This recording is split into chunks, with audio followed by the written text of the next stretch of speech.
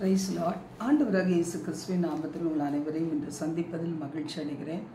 இந்த நாள் ஓய்வு நாளாக நாம் நமது தேசத்தில் அனுசரிக்கிறோம். அநேக நாடுகளிலே வெள்ளி சனி 2 நாட்களும் தேவனுடைய சமூகத்துக்கு அவர்கள் சொல்லுகிறவங்களாக இருக்கிறாங்க. சில இடங்களில் வியாழக்கிழமை செவ்வாய்க்கிழமை இன்று வேறுபடுகிறது.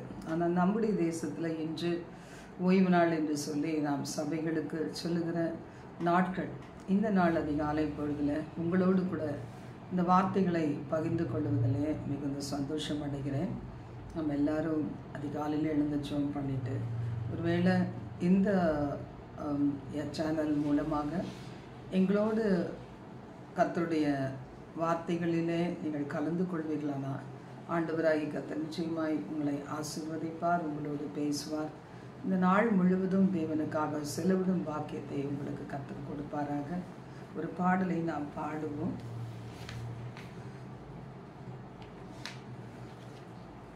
பாவிக்கு புகலிடம் இயேசு ரட்சகர், பாரினில் பலியாக மாண்டாரே, பரிசுத்தரே பாவமானாரே, பாரமான சிலுவை சுமந்தாரே. பாவிக்கு புகலிடம் இயேசு ரட்சகர், பாரினில் பலியாக மாண்டாரே. காட்டி கொடுத்தான் 30 வெள்ளி, காசுக்காகவே கர்த்தரே சுவை கொலை செய்யவே கொண்டு போனாரே. கொல்கதா மலைக்கு இயேசுவை, பாவிக்கு புகலிடம் இயேசு ரட்சகர், பாரினில் பலியாக மாண்டாரே. கள்ளர் மத்தியில் ஒரு கள்ளன் போ, குற்றமற்ற கிறிஸ்தேசு தொங்கினார், பரிகாசமும் பசிதாகமும் படுங்காயமும் அடைந்தாரே. பாவிக்கு புகலிடம் இயேசு ரட்சகர், பாரினில் பலியாக மாண்டாரே. கால்கள் கைகளில் ஆணி பாய்ந்திட, கிரீட முட்களில் பின்னி சூடிட, இரத்த வெள்ளத்தில் கர்த்தர் தொங்கினார், இதை காணும் கண்கள் தாங்குமோ.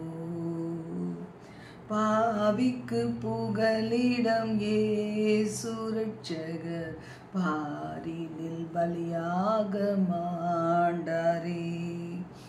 உலகத்தின் ரட்சகர் இயேசுவே, உயிர் கொடுத்தார் உயிர் தேழுந்தார், தம்மை நம்பினால் உன்னை கைவிடார், தளராமல் தேடி ஓடிவார்.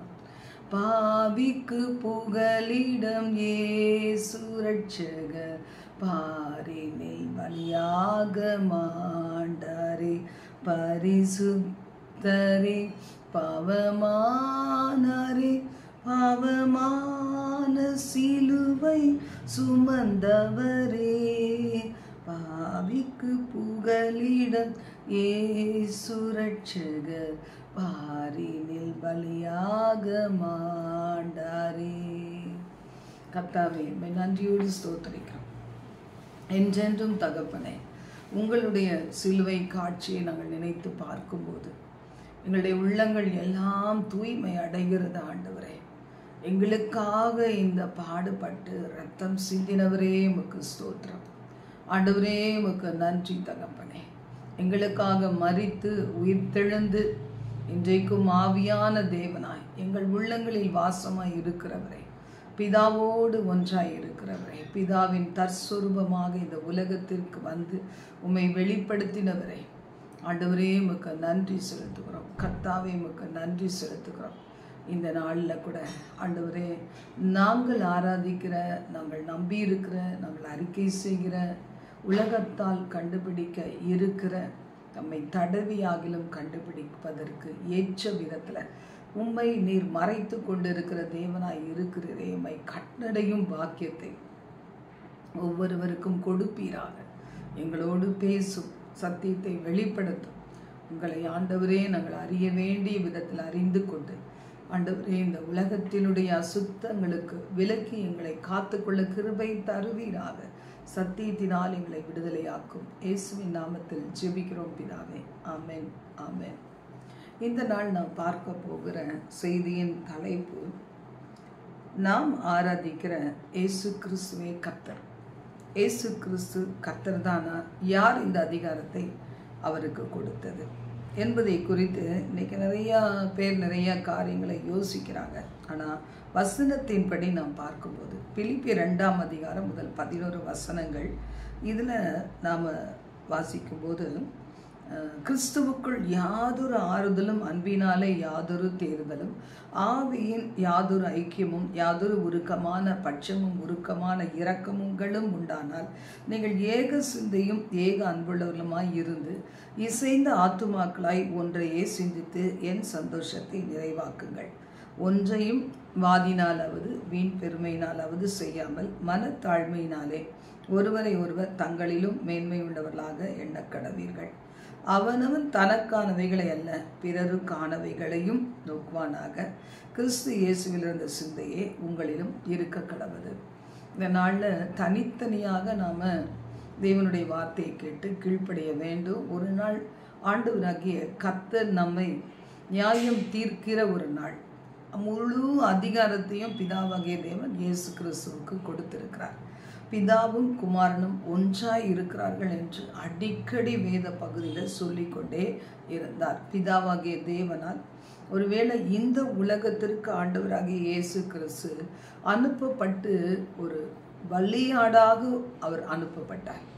பிதாவின் சித்தம் முழுமையும் அவர்களை ஏற்றுக்கொண்டு வந்து இந்த பூமியில் அவர் வாழ்ந்து மரித்து தேவனால் உயிர்த்தெழப்பட்டு அவர் இன்றைக்கு ஜீவனுள்ள தேவனாக இருக்கிறார். பிதாவாகிய தேவன் கிறிஸ்துவின் சிந்தை உடையவர்களாக நாம் எல்லோரும் இருக்கணும்னு நினைக்கிறார். இன்னைக்கு நிறைய சபைகள் உண்டு, நிறைய சர்ச்சு உண்டு. பல காலங்களாக இத்தனை வருடங்களாகலாம் சொல்லுவாங்க. அப்படி உள்ள சபைகளும் உண்டு. ஆனால் பல கொள்கைகள் நிமித்தமாக இன்றைக்கு நாம் ஒருவேளை பிரிந்து இருக்கலாம். ஒவ்வொரு சபைகளுக்கு ஒவ்வொரு கொள்கைகள், அதன் அடிப்படையில் நாம் பிரிந்து கிடந்தாலும் நம்ம எல்லாருக்கும் ஒரே பரலோகம், ஒரே ஏற்றுக்கொள்ளாதவர்களுக்கு நரகம். ஆனால் ஒரே ஆண்டவராகிய கர்த்தர் தான் நமக்கு இருக்கிறார். இன்றைக்கு பல விதங்களில் எதிராளியான சாத்தான் நமக்கு உட்புகுந்து நமக்கு நடுவில் கர்த்தரை குறித்த ஒரு சந்தேகத்தை கொடுத்து விடாதபடி நம் கருத்தில் கொடுக்கப்பட்ட வேத வசனங்களை ஆதியாகமம் துவங்கி வெளிப்படுத்தல் வரைக்கும் நாம் வாசித்து கொண்டே இருக்கும்போது கர்த்தருடைய ஆவியானவர் ஒவ்வொரு நாளும் பேசுவார். அநேகர் சொல்லுவாங்க, நாங்கள் வேதத்தை வாசித்து முடிச்சிட்டோம். அப்படிலாம் வாசித்து முடிக்க முடியாது. ஒவ்வொரு முறையும் வாசிக்க ஆவியானவர் பல கருத்துக்களை நமக்கு விளக்கி கொடுக்கிற தேவனாக இருக்கிறார். ஒருவேளை அநேக ஹிஸ்டரிகள் இருக்கலாம், ஆவியானவர் நமக்கு வெளிப்படுத்துகிற சத்தியம் இருக்கலாம், இல்லை நிறைய புத்தகங்கள் இருக்கலாம். ஆனால் பரிசுத்த ஆவியானவர் ஒவ்வொரு சீசனில் ஒவ்வொரு விதத்தில் நமக்கு அவைகளை வெளிப்படுத்தி கொண்டே வருகிறார். இதில் நாம் பார்க்கிறோம், கிறிஸ்துவின் சிந்தை என்ன என்று பார்க்கும்போது அவர் தேவனுடைய ரூபம். பிதா எப்படியோ அவர் அப்படியே. சூரியன் வானத்தில் எப்படியோ அப்படியே வெளிச்சம், அப்படியே சூடு உஷ்ணம், அப்படியே பகல் பொழுது. இதெல்லாம் ஒரே சூரியன் தான். அங்கே வானத்தில் ஒரு சூரியன், பூமியில் ஒரு சூரியன், வீட்டுக்குள்ளேருந்து பார்த்தா அந்த வெளிச்சம்க்கு தருகிற சூரியன் வேறு வேறு கிடையவே கிடையாது. ஒரே சூரியன். நாம் 3 விதங்களில் நாம் எப்படி நாம் உணர்கிறோமோ அப்படியே பிதா, குமாரன், பரிசுத்த ஆவியானவர். அவர் பூமியில் வரும்போது 100க்கு 100% மனுஷனாக வந்தது நமக்காக. நாம் அவர் போகாத எந்த பாதையிலையும் நம்ம போகலை. அவர் பாவத்துக்கு முற்றிலும் விலகினவராக இருந்தார். அவருக்கும் நமக்கு ஒரு டிஃப்ரெண்ட் என்ன, பாவத்திற்கு முற்றிலும் விலகி பிறக்கும் போதும், வளர்க்கப்பட்ட போதும், வாழ்ந்த போதும், மரிக்கும் வரைக்கும் அவர் பரிசுத்தராகவே இருந்து பரிசுத்தராக அவர் மரித்து நமக்காகவே அந்த மரணத்தையும் கூட சந்தித்தார். பிதா அவரை மரணத்துக்கு உட்படுத்தினார், அப்படி இல்லை, தானாகவே அடிக்க கொண்டு போகப்படுகிற ஒரு ஆட்டை போல, ஆட்டுக்குட்டியை போல, தன்னை மயிர் கத்தரிக்கிறவனுக்கு முன்பாக சத்தமிடாதிருக்கிற ஒரு ஆட்டை போல தன்னை ஒப்பு கொடுத்து வாய் திறவாது மௌனமாய் இருந்தார். அத்தனையும் எதற்காக? நமக்காக. மெய்யாகவே அவர் நம்முடைய பாடுகளை ஏற்றுக்கொண்டு நம்முடைய துக்கங்களை அவர் சுமந்து கொண்டார். அவருடைய தழும்புகளால் நாம் குணமடைகிறோம் என்று ஏசாயா 53 நாம் வாசிக்கிறோம். இந்த பகுதியில் கிறிஸ்து இயேசு அவருடைய சிந்தை என்ன? தேவனுடைய ரூபம் பிதாவின் தற்சுரூபம். ஆனால் தேவனுக்கு நான் சமமாய் இருப்பதை கொள்ளையாடின பொருளாய் எண்ணாமல் தம்மை தாமே வெறுமையாக்கினார். இந்த பகுதியில் நாம் கற்றுக்கொள்ள வேண்டிய எத்தனையோ ஆவிக்குரிய குணநலன்கள் இருக்கும்போது நாம் ஆண்டவராகிய இயேசு கிறிஸ்துவை சந்தேகிப்பது எப்படி? வசனம் சொல்லுகிறது, தேவனுடைய ரூபம், தேவனுடைய தேவனுக்கு சமமானவர், ஆனால் அதை கொள்ளையாடின பொருளாக எண்ணாமல். ஒரு ஊழியத்தில் கூட பாருங்க, சில பொறுப்புகளை கொடுத்துட்டு ஊழியக்காரர்கள் ஒரு இடத்துக்கு போகும்போது அந்த ஊழியக்காரர்கள் கொடுத்த அந்த கனமான ஊழியத்தில் தன் பங்கை நிறைவேற்றுகிறவர்கள் தான் உண்மையான ஊழியர்கள். ஊழியக்காரர்களை ஸ்தானாதிபதியாக கர்த்தர் நிற்க வேண்டிய இடத்துல நம்மை நிறுத்தி இருக்கிறார். இப்போ நம்ம நம்புகிற பிள்ளைகளுக்கு கர்த்தருடைய சமூகத்தில் கொடுக்கும்போது அவர்கள் அந்த உத்தரவாதத்தோடு நடந்து கொள்வது போல பிதாவாகிய தேவனுடைய இருதயத்தின் வாஞ்சைகளை ஏற்றுக்கொண்டு நம் மீது வைத்த பிரியத்தினால் தன் குமாரனை இந்த உலகத்திற்கு அனுப்பினார். இது நமக்கு தெரிந்த ஒன்று. அப்படி வந்தபோது அவர் என்ன செய்தார்? தன்னை வெறுமையாக்கிவிட்டார். இன்றைக்கு வெறுமையாக்கப்பட்ட உள்ளங்கள் தான் கற்றுக்கொள்ள முடியும். எல்லாமே எனக்கு தெரியும் என்று சொல்லுகிற பிள்ளைகளுக்கு கற்றுக் கொடுக்க முடியாது. ஒவ்வொரு நாளும் கற்றுக்கொள்ள வேண்டும் என்று நினைக்கிறவர்களுக்கு ஆவிக்குரிய பிரகாரமாக ஆவியானவர் வழி காட்டுகிறார். இல்லை உலக பிரகாரமாக கற்றுக்கொள்ள வேண்டும் என்று தீர்மானிக்கிற எத்தனையோ பிள்ளைகள் ஞானவான்களாக அவர்கள் அநேக காரியங்களை கற்றுக்கொண்டே இருக்கிறாங்க. ஒரு டாக்டர் ஏதோ கற்று முடிச்சுட்டு அவர் ரெஸ்ட் எடுக்கிறது இல்லை. ஒரு லாயரோ இல்லை ஒரு டாக்டரோ ஒரு இன்ஜினியரோ இல்லை வேறு எந்த துறையில் ஒரு டீச்சரோ ப்ரொஃபஸரோ அன்னைக்கு தான் நம்ம படிச்சிட்டோம், சர்டிஃபிகேட் வாங்கிட்டோம், நமக்கு கிடைச்சிருக்கு, வேலை கிடைச்சிருக்கு என்று அதோடு இருக்கிறதில்ல. பைபிள் காலேஜ் நமக்கு எடுக்கிறவர்களாக இருந்தாலும் அவர்கள் டீச்சர்ஸாக இருந்தாலும் அதில் அவங்க அப்படியே இருக்கிறது இல்லை. ஒரு விடுதலை ஊழியம் செய்கிற ஊழியக்கார பிள்ளைகள் கூட அதுலேயே அவர்கள் அப்படியே இருந்துறதில்லை. அன்றைக்கு பெற்ற வரங்கள், வல்லமைகள், கிருபைகள்னு அவங்க நிறைவடைவதில்லை. இன்னும் ஆவியானவர் சொல்ல சொல்ல சொல்ல இந்த நாட்களில் அந்த நாளில் இருந்த போராட்டங்களை விட அதிகமான போராட்டங்கள் இந்த நாட்களில் வரும்போது அதற்கு ஏற்றது போல் அவங்க தன்னை முழுமையாய் புதுப்பித்து கொண்டு தங்களை வெறுமையாக்கி ஆண்டவர் சமூகத்தில் அவருடைய கிருபைகளால் நிரப்பப்பட்டு அந்த ஞானத்தோடு அந்த கிருபைகளோடு வந்து ஜனங்களை விடுதலை கொடுக்குறாங்க. இயேசு கிறிஸ்து தான் விடுவிக்கிறவர். அவருடைய கரத்தில் சில கருவிகளாக ஸ்பெஷல் அனாயிண்டிங், ஒரு விசேஷித்த அபிஷேகத்தோடு சிலர் இப்படிப்பட்ட காரியங்களை தேவநாம மகிமைக்காக செய்கிறாங்க. ஆண்டவராகிய கர்த்தர் கூட இப்படி எல்லா வல்லமையோடு இந்த பூமியில் பிறந்தாலும் அவருடைய பிறப்பே அற்புதமானது. அவர் பிறந்த போது எந்த குழந்தைக்கும் கிடைக்காத ஒரு மரியாதை அவருக்கு கிடைத்தது. காரணம் என்ன? அவர் தேவகுமாரன். அவர் பிறக்கும் முன்பாகவே அவருடைய பிறப்பை குறித்து பழைய ஏற்பாட்டு காலத்தில் எழுதி வைத்தவைகள் நிறைவேறும்படி அவர் வாழ்வில் ஒவ்வொன்றும் சம்பவித்தது என்பது நமக்கு தெரியும். இந்த இடத்துல வாசிக்கிறோம், அடிமையின் ரூபம் எடுத்து மனுஷர் சாயலானார், மனுஷ ரூபமாய் காணப்பட்டார் உலகத்தில். சிலுவையின் மரண பரியந்தம் கீழ்ப்படிந்தவராகி தம்மை தாமே தாழ்த்தினார்.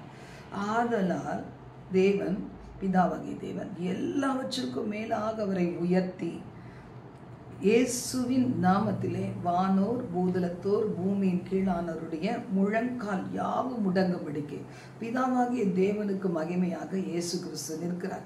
அவரே கர்த்தர் என்று நாவுகள் யாவும் அறிக்கை பண்ணும்படிக்கு எல்லா நாமத்திற்கும் மேலான நாமத்தை அவருக்கு தந்தறினார். இப்போ அதிகாரத்தை கொடுத்த பிதா பிதாவை மகிமைப்படுத்துகிற ஆண்டவராகிய கர்த்தர். நாங்கள் இருவரும் ஒருவர் என்று சொல்லுகிற ஆண்டவராகிய கர்த்தர். பிதாவாகிய என்னை ஜனங்கள் கனப்படுத்துவது போல என் குமாரனை கனப்படுத்த வேண்டும் என்று சொல்லி குமாரனை உயர்த்தி வைத்த ஆண்டவராகிய கர்த்தர். பரலோக ஜெபத்தை கற்றுக் கொடுத்த ஆண்டவராகிய இயேசு கிறிஸ்து. இவர்களைப் போல இந்த திரியேக தேவன் ஒரே விதமாய் செயல்படுவது போல இன்று நாமும் கூட அவயவங்கள் அநேகமாய் இருந்தாலும் டோட்டல் பாடி நல்லா இருக்கணும். அவயவங்கள் இணைந்து செயல்படுவது போல நாமும் செயல்பட வேண்டும் என்று இந்த உலகத்திலே நம்மை தேசம் எங்கும் உலக நாடுகள் எங்கும் வைத்திருக்கிறார். குறிப்பிட்ட 4 சபைகள் மட்டும் ஒரு 4 சர்ச்சஸ் இருந்துச்சுன்னா நம்முடைய வட்டாரத்தில் இருக்கிற இருளின் கிரைகள் எப்படி அகன்று போக முடியும்? எந்த இடத்துல பாவம் அதிகமாய் பெருகுகிறதோ அங்கெல்லாம் தேவ சபைகள் உருவாக்கப்படுகிறது. கர்த்தர் ரத்தம் சிந்தி சம்பாதித்த சபைகளை வைக்கிறார். அந்த சபைக்கு நேராக நாம் போகும்போது அந்த குறிப்பிட்ட அந்த ஏரியாக்களில் இருக்கிற எல்லா தீய கிரிகள் அழிக்கப்பட்டு வானமண்டலத்தின் சேனைகள் துரத்தப்பட்டு துரைத்தனங்கள் அதிகாரங்கள் கட்டப்பட்டு அந்த இடத்துல இருக்கிற எல்லா இருளின் கிரிகள் அகன்று போய் தேவனை அறிகிற அறிவிலே, சத்தியத்தை அறிகிற அறிவிலே ஜனங்கள் கொண்டு வரப்படுகிறாங்க. அது நிமித்தம் தான் ஆண்டவராகிய கர்த்தர் என்ன செய்கிறார்? சபைகளை ஸ்தாபித்தார். இந்த கல்லின் மேல் என் சபையை கட்டுவேன், பாதாளத்தின் வாசல்கள் இதை மேற்கொள்ள முடியாது என்று தாம் கிரயம் செலுத்தி சிந்தின அந்த ரத்தம் சிந்தி சம்பாதித்த சபைகள், அந்த சபைகளை கவனிக்கும்படி ஆண்டவரால் அழைக்கப்பட்ட தேவ பிள்ளைகள். ஒரு ஆரோனை போல அழைக்கப்பட்டாலுடைய கனமான இந்த ஊழியத்தை செய்ய முடியாது என்று கர்த்தர் சொல்லி இருக்கிறார். அப்போ இந்த கனமான ஊழியத்தை செய்யும்படிக்கு ஆண்டவராகிய கர்த்தர் தெரிந்து கொள்ளுகிற பிள்ளைகள், ஒருவேளை ஆணாக இருக்கலாம் இல்லை பெண்ணாக இருக்கலாம். நான் திருமணம் முடிந்து 5 வருடங்கள் ஆகிறதுக்குள்ள அந்த 5வது வருடம் கர்த்தர் சொன்னார், என்னுடைய கனமான ஊழியத்தை நீ செய்ய வேண்டும். நீ வேலைக்கும் போகக்கூடாது, எந்த பிஸ்னஸ்களும் பண்ணக்கூடாது, என்னை சார்ந்து வாழ வேண்டும், எனக்காகவே உழைக்க வேண்டும், எனக்காக ஜீவிக்க வேண்டும் என்று சொல்லும்போது அவருக்கு தெரியாதா நான் யாருன்னு? தெரியாதா என் குடும்பத்தின் நிலைமை? தெரியாதா? ஆனால் ஆண்டவர் பலவீனமான ஒரு தகுதியமற்ற என்னை தான் ஆண்டவர் தெரிந்து கொண்டு உருவாக்கி கொண்டே இருக்கிறார். நாள்தோறும் பயன்படுத்தி கொண்டே இருக்கிறார். பல முறை கூண்டு கலைக்கப்பட்டது போல நான் உணர்ந்தாலும் ஒவ்வொரு முறையும் அவருடைய வாக்குத்தத்தங்களை கொடுத்து தாங்கி ஏந்தி திரும்பவும் சுமந்து கொண்டு நிற்க வைக்கிறார்.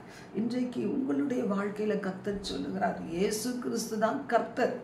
இன்றைக்கு ஊழியத்தில் நாம் வரும்போது ஆண்டவருடைய வார்த்தை அப்படிதான் சொல்லுது, நீ என் நாமத்தினாலே பிசாசுகளை துரத்துவீர்கள், என் நாமத்தினாலே நீங்கள் வியாதியஸ்தர் மேல் கைகள் வைக்க அவர்கள் சுகமடைவார்கள், என் நாமத்தினாலே ஆவியானவரை நான் அனுப்புகிறேன், பரிசுத்த ஆவியானவர் வருகிறார் என்று சொல்லி என் நாமத்தினாலே அற்புத அடையாளங்கள் எல்லாம் சொல்லப்பட்டு இருக்கிறது. அப்போ இயேசு கிறிஸ்து கர்த்தர், அவர் ஒருவர் தான் தேவன் என்பதை நாம் புரிந்து கொள்ள முடியும். யார் இந்த அதிகாரத்தை கொடுத்தது? தேவனே அதிகாரத்தை கொடுத்தார். இன்று நமக்கு யார் அதிகாரத்தை கொடுக்கிறது? திரியேக தேவன் அதிகாரத்தை கொடுத்து நீங்கள் உலகமெங்கும் போய் சர்வ சிருஷ்டிக்கும் சுவிசேஷத்தை அறிவீங்கள் என்று சொல்லி நம்மீது ஒரு கடமையை வைத்திருக்கிறார். அதைத்தான் நாம் நிறைவேற்றி கொண்டு இருக்கிறோம். கர்த்தருடைய வார்த்தை யோவான் 17ஆம் அதிகாரத்தில் சொல்லப்பட்டிருக்கிறது. இந்த இயேசு கிறிஸ்து அவரே ஆண்டவர், அவரே கர்த்தர், பிதாவாகிய தேவன் யெகோவா அவரை உயர்த்தினார் என்பதை குறித்து நாம் அறிந்திருந்தோமானா இந்த அறிவு தான் நமக்குள் தேவ பயத்தை கொண்டு வர முடியும். ஒன்றான மெய்தேவனாகிய உம்மையும் பிதாவாகிய உம்மையும் நீர் அனுப்பினவராகிய இயேசு கிறிஸ்துவையும் அறிவதே நித்திய ஜீவன். இதை அறிஞ்சிட்டாலே நித்திய ஜீவன் நமக்கு உண்டு.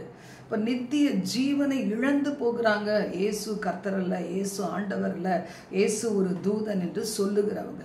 சாவாமை உள்ளவர் தான் கடவுள் அப்படின்னு பார்க்க போனால் இயேசு கிறிஸ்துவை தவிர வேறு ஒருவரும் மரித்து மறுபடியும் உயிரோடு எழுந்ததில்லை, வாழ்ந்து கொண்டு இருக்கிறதும் கிடையாது. இயேசு கிறிஸ்து மட்டுமே நித்தியர். பிதாவாகிய தேவன் நித்தியர், இயேசு கிறிஸ்து நித்தியர், ஆவியானவர் நித்தியர். எதுவரைக்கும் சபையை ஆண்டவராகிய கர்த்தர் தமது ரகசிய வருகையில எடுத்துக்கொள்ள மட்டும் பரிசுத்த ஆவியானவர் இந்த பூமியில இருப்பார்.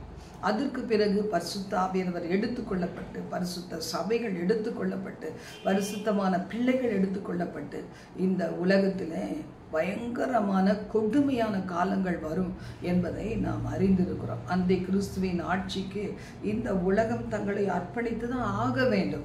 3.5 வருஷம் அவனுடைய வேஷம் தெரியாது, மிகுந்த சமாதானம் அப்படி இப்படியுமா காணப்படும். கடைசியில் அடுத்த 3.5 வருஷங்கள் அவனுடைய கொடூர முகம் காண்பிக்கப்பட்டு அது பயங்கர உபத்திரவ காலமாக காணப்படும் என்பதை நாம் அறிந்திருக்கிறோம். வேதத்தை எடுத்து வாசிக்கும் போது நமக்கு அவைகள் எல்லாம் சொல்லப்பட்டு இருக்கிறது. பூமியிலே ஆண்டவர் இயேசு சொல்லுகிறார், 33 வருடங்கள் நெருங்கி அவர் மரணத்தை, சிலுவை மரணத்தில் அது மரிக்க வேண்டும் என்று அவர் அது நிமித்தமாக பிதாவை மகிமைப்படுத்த வேண்டும். எல்லாருக்காகவும் பாவங்களையும் பாரங்களையும் காயங்களையும் வேதனைகளையும் சாபங்களையும் சுமந்து தீர்க்க ஒருவர் தேவைப்பட்டார். அந்த தேவன் பரிசுத்தராகிய இயேசு கிறிஸ்து அதை நெருங்கி அவர் வரும்போது சொல்லுகிறார், பூமியிலே நான் உம்மை மகிமைப்படுத்தினேன், நான் செய்யும்படிக்கு நீ நியமித்த கிரியைகளை எல்லாம் செய்து முடித்தேன் பிதாவே. உலகம் உண்டாவதற்கு முன்னே உம்மிடத்தில் எனக்கு உண்டாயிருந்த மகிமையினால் இப்பொழுது என்னை உம்மிடத்திலே மகிமைப்படுத்தும். நீர் உலகத்தில் தெரிந்தெடுத்து எனக்கு கொடுத்த பிள்ளைகள், அவர்களுக்கு உம்முடைய நாமத்தை வெளிப்படுத்தினேன். அவர்கள் உம்முடையவளாய் இருந்தார்கள், அவளை எனக்கு தந்தீர். அவர்கள் உம்முடைய வசனத்தை கை கொண்டு இருக்கிறார்கள். அப்போ பாருங்க, தெரிந்தெடுக்கப்பட்ட பிள்ளைகள் தான் இந்த சத்தியத்தை அறிந்து கொள்ள முடியும். அவர்களை குழப்புகிறவர்கள் எப்படிப்பட்டவர்களாக இருந்தாலும் அவர்களுக்கு என்ன சொல்லப்பட்டிருக்கு வேதம், இந்த சிறியரில் ஒருவனுக்கு இடர்கள் உண்டாக்குகிறவன் எவனோ அவன் கழுத்தில் ஏந்திர கல்லை கட்டி சமுத்திரத்தின் ஆழத்திலே தள்ளி போடுகிறது அவனுக்கு நலமாய் இருக்கும். ஆண்டவருடைய வார்த்தையை சொல்லுகிறது, அவர்கள் அவைகளை வார்த்தைகளை ஏற்றுக்கொண்டு நான் உம்மிடத்தில் வந்தேன், புறப்பட்டு வந்தேன் என்று நிச்சயமாய் அறிந்து என்னை அனுப்பினீர் என்பதை விசுவாசித்திருக்கிறார்கள். நான் அவர்களுக்காக வேண்டிக் கொள்கிறேன். ஒருவேளை நீங்கள் இயேசு கிறிஸ்து தான் தேவன் என்பதை அறிந்து கொண்டீங்களானா, இயேசு கிறிஸ்துவுக்கு சகல அதிகாரம் கொடுத்த பிதாவாகிய தேவனை அறிந்து கொண்டிருந்தீர்களானா, ஆண்டவருடைய வார்த்தை சொல்லுகிறது, நாம் ரொம்ப விசேஷமானவர்கள். உலகத்துக்காக வேண்டிக் கொள்வது வேற, தெரிந்தெடுக்கப்பட்ட தேவ பிள்ளைகளுக்காக வேண்டிக் கொள்ளுகிறது வேற. இந்த இடத்துல சொல்லப்பட்டிருக்கு, உலகத்துக்காக நான் வேண்டிக் கொள்ளவில்லை, இப்போ எனக்கு அருமையாய் கொடுத்த இந்த பிள்ளைகளுக்காக நான் வேண்டிக் கொள்ளுகிறேன். என்னுடையவர்கள் உம்முடையவைகள், அவர்களில் மகிமைப்பட்டு இருக்கிறேன். ஒருவேளை இந்த நேரத்தில் நான் உலகத்தில் இருந்து நான் உம்மிடத்தில் வரப்போகிறேன், இந்த பிள்ளைகளை நீர் மகிமைப்படுத்தும், காத்துக்கொள்ளும். ஒற்றுமையாக இருக்க இந்த சந்தோஷம் உமக்கும் எனக்கும் எப்படி ஒரு சந்தோஷம் காணப்படுகிறதோ, எனக்கும் இந்த சீஷர்களுக்கும் என்னை பின்பற்றுகிறவர்களுக்கும் உம்முடைய வார்த்தை கைக்கொள்ளுக்கும் எப்படிப்பட்ட சந்தோஷம் இருக்கிறதோ, இது நிறைவாய் அவர்களுக்குள் கடந்து சென்று கொண்டே இருக்க வேண்டும் என்று உம்மிடத்தில் நான் சொல்லுகிறேன் என்று சொல்லுகிறார். இவர்களை காத்துக்கொள்ளும், தீமைகளுக்கு விலக்கி காத்துக்கொள்ளும். ஏன்னா மாம்சத்திலே நான் இவர்களோடு இல்லாத இந்த நாட்களிலே அவர்களை தீமையான உலகம் ஒன்றும் செய்யாதபடி இவரை காத்துக்கொள்ளும் என்று சொல்லி அவர்களுக்காக வேண்டிக் கொண்டார் என்று சொல்லி பார்க்கிறோம். இதில் அதிகமாக சொல்லப்பட்டதெல்லாம் ஒரு மனதை குறித்து. இன்னைக்கு நாம் அந்த மாதிரி ஒரு மனமாக இருக்கிறோமா? பிதாவும் குமாரனும் இணைந்து இருந்தது போல கிறிஸ்துவும் சபையும் இணைந்து இருக்கிறோமா? சபை என்று சொல்லப்படுகிறது எங்கு 2-3 பேர் அவருடைய நாமத்தினாலே கூடுகிறார்களோ, ஒரு உலகத்திலிருந்து வேறு பிரிக்கப்பட்டவர்கள் ஒன்று கூடுவது தான் சபை என்று சொல்லப்பட்டிருக்கிறது. அப்போ இந்த சபையிலே வருகிற நமக்கு இந்த நிச்சயம் இருக்குதா? ஆண்டவராக இயேசு கிறிஸ்துவின் ரத்தம் தான் நமக்காக சிந்தப்பட்டது. அந்த இயேசு கிறிஸ்துவின் ரத்தம் சகல பாவங்களை நீக்கி நம்மை சுத்திகரிக்கிறது என்று வேதம் சொல்லுகிறது. இல்லைன்னா அதிகாலை பொழுதுல எத்தனை எண்ணங்கள், ஒருவேளை இந்த பொல்லாத சாத்தான் என்ன செய்யலாம், நம்மளை குற்ற மனசாட்சி ஒவ்வொரு காரியத்துக்கும் உண்டாக்கி ஒன்றுமே இல்லாத காரியத்தை மிகவும் பெரிதுபடுத்தி சமாதானத்தை குலைத்து சந்தோஷத்தை கெடுத்து கவலைகளை பெரிதாக உள்ளத்திலே வைத்து பலவிதமான வியாதிகளை நம்மிடத்துல கொண்டு வரணும், பின்மாற்றங்களை கொண்டு வரணும் என்று சொல்லி மனிதர்களை பார்த்து பார்த்து தேவனை விட்டு பிரிந்து போகணும்னு பல பிரயாசங்கள் படுகிற நேரத்தில் நம்மை சுத்தம் பண்ணக்கூடியது எது? ஆண்டவராக இயேசு கிறிஸ்துவின் ரத்தம், அவருடைய கிருபை. ஒரு சில நாட்களில் நம்ம இரவு நேரத்தில் அதிகமாக கொஞ்சம் நேரம் ஆயிரும். ஒரு 12 மணி இல்லை 1 மணி 1:30 மணிக்கு கூட சில நேரங்கள் தூங்க வேண்டிய ஒரு சூழ்நிலைகள் வரலாம். ஆனால் அதிகாலையில் பாருங்கள், ஆட்டோமேட்டிக்காக நமக்கு மறுபடியும் ஊழியங்கள் உண்டு. 5:30 மணிக்கு நம்ம லிங்கில் ஜனங்களோடு கூட இருந்து அவரை நடத்த வேண்டும், அவர்களோடு சேர்ந்து அந்த வார்த்தைகளை கொடுத்து நடத்தணும் என்று சொல்லும்போது ஒரு சில நேரம் நான் கூட 5:15 மணி கூட எழுந்திருக்கிறேன். ஏன்னா அந்த முந்தின நாள் இரவு சொல்ல முடியாது, இரவு 12 மணி அப்படின்னு சொல்ல மாட்டோம். அது அதிகாலை 12 மணி. அந்த நேரத்தில் நம்ம ஒரு 1:30 மணி 2 மணி வரைக்கும் நம்ம உட்கார்ந்து சில காரியங்களை செய்து முடிச்சுட்டு அதற்கு பிறகு நம்ம படுத்து உறங்கும்போது ரொம்ப ஷார்ட் பீரியட் தான். ஆனால் 5:15 மணிக்கு நம்ம எழும்பும்போது கில்ட்டியாக என்ன சொல்லும், நீ எழுந்தது லேட்டு அப்படின்னு சொல்லி. சில நேரம் சில பிள்ளைகள் மெடிசன் போடும்போது அவங்க நல்ல நித்திரை ஒரு 10 நாளைக்கு வரணும், ஒரு வாரத்துக்கு வரணும்னு கொடுப்பாங்க, 3 டேஸாவது வரணும்னு கொடுப்பாங்க, 3 நாட்களுக்கு. என்னுடைய ஹஸ்பண்ட் மறித்த சமயத்தில் என்னுடைய உள்ளத்தில் பயங்கர டிசப்பாயின்மெண்ட் இருந்தது, ஏமாற்றங்கள் சொல்ல முடியாது, ரொம்ப கஷ்டம். ஏன்னா அது என்னோடையே நடந்து அது கொஞ்சம் தூரம் எங்களுடைய வீட்டினுடைய ஒரு காணரை கடக்கும்போது அந்த இடத்துல உயிர் பிரிந்தது. என்னால் சடனாக பார்த்த உடனே என்னால் அது தாங்கிக் கொள்ள முடியாத ஒரு கவலையில் போயிட்டேன். அந்த நாளில் என்னால் உறங்க முடியாமல் இருக்கும்போது டாக்டர் சில காலங்கள் வரைக்கும் தூக்க மாத்திரை கொடுத்து இத்தனை மணி நேரங்கள் உறங்கி தான் ஆகணும்னு சொன்னார். அப்போது உறங்கி தான் ஆக வேண்டிய சூழ்நிலையை ஒருவேளை லேட்டாக எழுந்திருக்கலாம், ஒருவேளை டைமிங்ஸ் டிஃபர் ஆகலாம், டைமிங்ஸ் மாறி இருக்கிறதுனால. ஆனால் எப்படி இந்த கில்ட்டியான கான்ஷியஸை நம்ம எப்படி ஜெயிக்கிறோம்? இயேசு கிறிஸ்துவின் ரத்தத்தை நாம் பூசி ஜெபிக்கிறோம், இயேசு கிறிஸ்துவின் ரத்தத்தை நோக்கி பார்க்கிறோம், கிருபையை அவர் கொடுக்குற கிருபையை நாம் என்ன செய்கிறோம்? நினைக்கிறோம், கிருபை நினைத்து பார்க்கிறோம். என் பலவீனத்தில் உம்முடைய கிருபை. தண்ணீரை கடக்கும்போது, ஆறுகளை கடக்கும்போது, அக்கினியில் நடக்கும்போது ஒரு கிருபை. ஆண்டவரே, இந்த அதிகாலையிலே உம் கிருபையை நம்பி இருக்கிறேன், கிருபை பொருந்தி நம்முடைய வசனங்களால் என்னை நிரப்பும் என்று சொல்லிவிட்டு நாம் எழும்பும்போது தேவன் தம்முடைய வார்த்தைகளை அளவில்லாமல் கொடுத்து அவருடைய அபிஷேகத்தினால் நிறைத்து ஒரு செகண்டில் நம்முடைய குற்ற மனசாட்சி நம்மை சுட்டி காண்பிக்கிற சாத்தானுடைய கிரியைகள், மனுஷருடைய ஏளனங்கள் எல்லாவற்றையும் ஜெயிக்க வைக்கிறார். இப்படிப்பட்ட ஒரு நம்பிக்கையை தருகிற ஆண்டவராக இயேசு கிறிஸ்துவை புறக்கணித்து விட்டு பிதாவாகிய தேவனை ஒருவரும் பார்க்க முடியாமல் இருந்தது. நம்ம மோசே காலத்தில் நம்ம பார்க்கும்போது, மோசே காலத்தில் எவ்வளவு பரிசுத்தப்படுத்தி கொண்டு போனாதான் அந்த பிதாவாகிய தேவனை தரிசிக்க முடியும். பிதாவாகிய தேவன் பட்சிக்கிற அக்கினியாக இருந்தார். ஆண்டவராக இயேசு கிறிஸ்து கிருபையின் தேவனாக வந்தார். அந்த கிருபையின் தேவனாக இன்று நாம் அவரை தேடி கண்டுபிடிக்கத்தக்கதாக சமீபமாக இருக்கிறார். இன்றைக்கு உங்களுக்கு கூட இயேசு கிறிஸ்து தான் ரட்சகர், அவர் தான் தேவன் என்று அறிந்து கொள்ள முடியாமல் இருந்தால் நீங்கள் ஏன் ஆண்டவர்கிட்ட கேட்கக்கூடாது? நீர் மெய் தேவனாக இருந்தால் எனக்கு வெளிப்படுத்தும் என்று ஏன் கேட்கக்கூடாது? நான் ஒரு ஆசி குடும்பத்திலேருந்து வந்தவன். ஆனால் என்னுடைய வாழ்க்கையில் ஒரு பயங்கரமான ஒரு வியாதியினுடைய அந்த ஒரு காரியம் என்னை அழுத்தின போது, வியாதியினுடைய மும்முரம்னு சொல்லி டாக்டர் சொல்லும்போது, அது மும்முரமாக தெரியல, ஆனால் மும்முரம் என்று டாக்டர் சொல்லி அது ரிசல்ட் அப்படியே A to Z அவங்க சொல்லி முடிக்கும்போது எனக்கு பயங்கர ஒரு வேதனை. அந்த நேரத்தில் ஒரு தேவ ஊழியர் சொன்னார், அதிகாலையில் என்னை தேடு, அதிகாலையில் தேடு, நான் உனக்கு வெளிப்படுவேன்னு சொன்னார். உன்னோட ஆண்டவர் பேசுவார், இயேசு பேசுவார்னு சொல்லி அப்படியே நான் படுத்து உறங்கி அதிகாலையில் எழுந்து ஆண்டவரோடு ஜெபித்து அதுக்கப்புறம் நான் உறங்குவேன் கொஞ்ச நேரம். அந்த நேரம் ஒவ்வொரு நாளும் என்னோட ஆண்டவர் அந்த நாள் முதல் இன்று வரைக்கும் பேசுகிறார். அநேக நேரம் அவர் தம்மை வெளிப்படுத்தி இருக்கிறார். அவருடைய முகத்தை பார்க்க, அவருடைய தோற்றத்தை பார்க்க, அவருடைய தழும்புகளை பார்க்க கர்த்தர் உதவி செய்திருக்கிறார். சாதாரணமான ஒரு காரியத்துக்கும் உதவாத, அவ்வளவா ஒன்றும் பெரிய அளவுக்கு 100க்கு 100 மாறல. ஆனால் அந்த நாட்களிலேயே கர்த்தர் தன்னை எனக்கு வெளிப்படுத்த முடியுமானா? நீங்கள் கேள்விப்பட்டிருப்பீங்க, எத்தனையோ பேர் இயேசுவே என்று கூப்பிடும்போது அவர்கள் எத்தனையோ ஆபத்துகள்லேருந்து விடுவிக்கப்பட்டது உங்களுக்கு தெரியும். அரப் கண்ட்ரியில் ஒரு வீட்டில் நான் தங்கியிருந்தேன். அந்த இடத்துல சில நாட்கள் தங்க வேண்டி இருந்தது.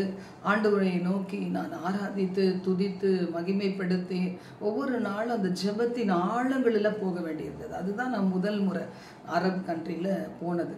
அப்போ அந்த நாளில் பாருங்கள், எனக்கு தெரியாது இப்படிலாம் கூட சில ஈவில் பவர் இருக்கணும். ஏன்னா நான் போயிருந்தது ஒரு கிறிஸ்தவ வீடு. அப்போ அந்த இடத்துல சாத்தான் சொல்கிறான், இந்த இடத்துல அந்த இயேசு இயேசு இயேசு என்று சொல்லி அவரை நீ துதிச்சுக்கிட்டு இருக்குது எனக்கு கொஞ்சம் கூட பிடிக்கல என்று சொல்லி அப்படியே என்னை எப்படியாவது அழித்து விட வேண்டும் வந்தது. அதே சமயம் அதை நான் மீறி இயேசுவே என்று சொல்லி மிகுந்த சத்தமாய் கூப்பிடும்போது அதோடு அந்த இருள் மறைந்து போனது. அதற்கு பிறகு நான் இன்னைக்கு வரைக்கும் எப்பெல்லாம் நாங்கள் போகிறேன்னா தொடர்ந்து தேவனை மகிமைப்படுத்த ஆராதிக்க கர்த்தர் உதவி செய்கிறார். அப்போ இயேசு கிறிஸ்து மெய்தேவன் என்பதை எத்தனையோ பேர் தங்கள் ஆபத்து நேரத்தில் அறிந்து உணர்ந்து அதை சாட்சியாய் அறிவித்த பிறகும் கூட அநேகர் சாதாரணமாக இருக்கிற இந்த காரியத்தை அறியாமல் இருக்கிறது கர்த்தருக்கு எவ்வளோ துக்கமாக இருக்கும். சாத்தானுக்கு மிகப்பெரிய கொண்டாட்டம். அவன் என்ன செய்வான், இயேசு கிறிஸ்து அப்படிங்கிறவரை அவர் குமாரனை மறுதலிக்கிறவன் எவனோ அவன் தான் அந்தி கிறிஸ்து என்று சொல்லப்பட்டிருக்கு, வசனம் சொல்லி இருக்கிறது. அப்போ இன்னைக்கு அந்தி கிறிஸ்துவாக அநேக அந்தி கிறிஸ்துக்கள் பூமியில் இருக்கிறது போல இன்னைக்கும் கூட தேவ பிள்ளைகள் என்று சொல்லுகிற பிள்ளைகள் நம்மில் அநேகர் பின்மாற்றத்துக்குள்ளே போகிறோம். அதை விட்டு பிரிந்து இயேசு கிறிஸ்துவை இடத்துல நம்ம எப்படி வரணும், அந்த காணாமற் போன அந்த கெட்ட குமாரனை போல இயேசுவே என்னை மன்னியும், மறுபடி ஒரு விசையாய்மை வெளிப்படுத்தும் என்று சொல்லும்போது கர்த்தர் உங்களுக்கு வெளிப்பாடுகளை கொடுப்பார். எத்தனையோ தேவ பிள்ளைகள் சொல்ல வேண்டியது நீங்கள் நம்ப கூட வேண்டாம் ஒருவேளை, ஆனால் கர்த்தரிடத்துல நீங்கள் கேட்டு பாருங்கள். அவர் ஜீவனுள்ள தேவன் என்பதையும் அவர் ஒருவரே கர்த்தர் என்பதையும் நிச்சயமாக வெளிப்படுத்துவார். ஒருவேளை நம்ம ஆண்டவருடைய ராஜ்யத்துக்கு போகிற நாளில் பிதாவாகிய தேவனை முகமுகமாய் தரிசிக்கணும்னா வேதம் சொல்லுது தன் பணத்தை வட்டிக்கு விடாமலும் அந்த மாதிரி நிறையா ஏனான் மீது சொல்லப்படும் நிந்தியான பேச்சை எடுக்காமலும் இப்படின்னு சொல்லி ஒரு நிறைய லிஸ்டே இருக்குது அந்த சங்கீதத்தில். அப்போ அதன்படி வாழ்ந்தா இல்லை இரத்த சாட்சியை மறித்தவர்கள் அவர்கள் பிதாவின் முன்பாக நின்று இரவும் பகலும் அவரை போற்றி புகழ்ந்து கொண்டே இருப்பார்கள். இன்னைக்கு வரைக்கும் இரத்த சாட்சியை மறிக்கிற எத்தனையோ பிள்ளைகள் இருக்கிறாங்க. அவங்க டைரக்டாக பிதாவினுடைய சமூகத்திலே அவங்க சொல்லுகிற பாக்கியத்தை பெற்றிருக்கிறாங்க. இப்போ நீங்களும் நானும் ஒருவேளை பரலோக ராஜ்யத்திற்கு போகும்போது நம்ம எல்லாருக்கும் ஒரு நாளை தேவன் வைத்திருக்கிறார். அந்த நாளிலே நமக்கு தேவையான கிரியைகளுக்கு ஏற்ற பலனை கொடுத்து சபையை ஒரு விசையாய் அப்படி எல்லாம் சரிப்படுத்தி மாசில்லாத குற்றமில்லாத ஒரு சபையாக பிதாவிற்கு முன்பாக நிறுத்த ஆண்டவராக இயேசு கிறிஸ்து காத்து கொண்டு இருக்கிறார். அதனால்தான் நாம் தேவ பயத்தோடு வாழுகிறோம். அதனால்தான் எத்தனை துன்பங்கள் வந்தாலும் சகித்து கொள்ளுகிறோம். கடைசி மூச்சு வரைக்கும் தூய்மையான உண்மை நிறைந்த கற்பு நிறைந்த வாழ்க்கை வாழ வேண்டும் என்று பிரயாசப்பட்டு கொண்டு இருக்கிறோம். அவனவனுக்கு நான் கொடுக்கும் பலன் என்னோடு வருகிறது என்று கர்த்தர் சொல்லி இருக்கிறார். அதனால இன்னைக்கு யாரா இருந்தாலும் நீங்க யாரா வேணா இருக்கலாம், நீங்க கேட்டு பாருங்க, உண்மையான கர்த்தர் யார், என்னுடைய ரட்சகர் யார் எனக்கு வெளிப்படுத்தும். நீங்கள் கேட்டு பார்த்தீங்கன்னா நிச்சயமாக நீங்கள் அறிந்து கொள்ள முடியும். யாரோ ஒருத்தர் சொல்கிறத நீங்கள் அறிந்து கொள்ள அவசியம், அதை ஏற்றுக்கொள்ளணும்னு அவசியமே கிடையாது. நான் கூட இந்த ஊழியத்திற்கெல்லாம் வருவதுக்கு முன்னாடி ஆரம்ப காலங்களில் கர்த்தர் அநேக காரியங்களை வெளிப்படுத்தினார். மரணத்தை குறித்து, ஆத்மா பிரிந்து போகிறதை குறித்து, பரலோகத்தை குறித்து, சில நேரம் நரகத்தினுடைய சில காரியங்களை குறித்து, அவருடைய வருகை வரும்போது எப்படி இருக்கும் என்பதை குறித்து, பரலோகத்திலே பிதாவாகிய தேவன் அவருடைய, நான் ரொம்ப பெரிய பரிசுத்த வட்டிலாம் இல்லை, சத்தியனை அறியறதுக்காக எனக்கு சொல்லி கொடுத்தார்.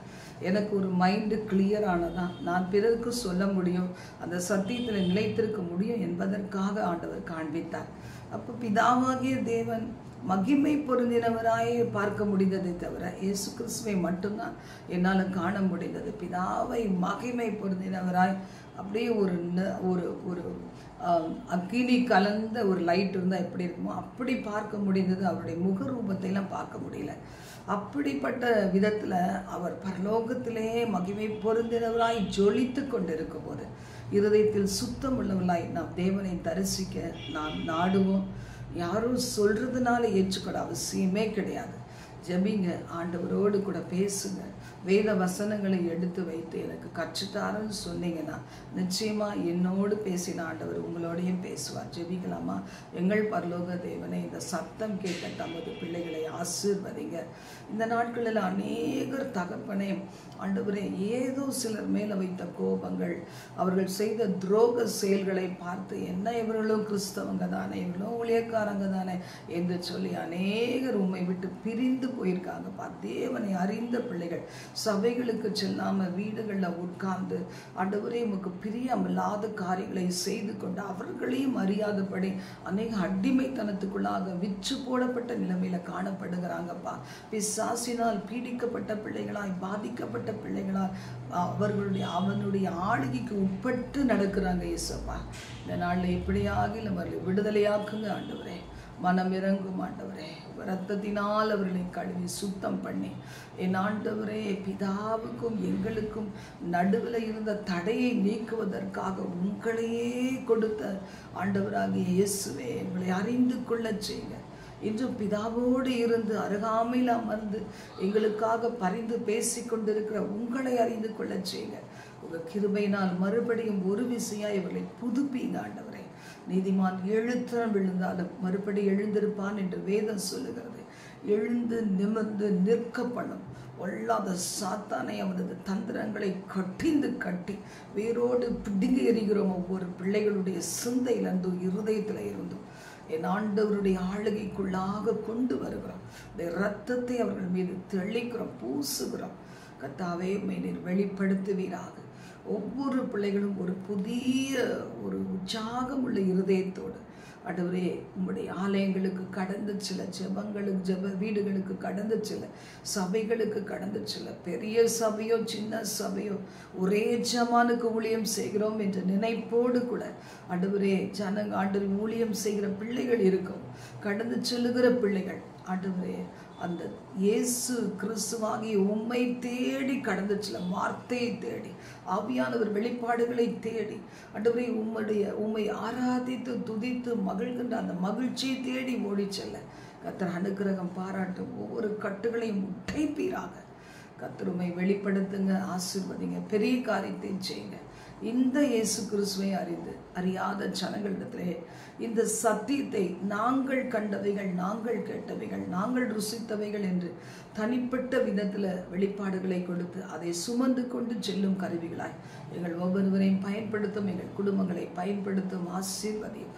எல்லா துதியும் கனமகிமையும் கர்த்தர் ஒருவருக்கே செலுத்துகிறோம். இயேசுவின் நாமத்தில் ஜெபிக்கிறோம் பிதாவே. ஆமென், ஆமென். God bless you.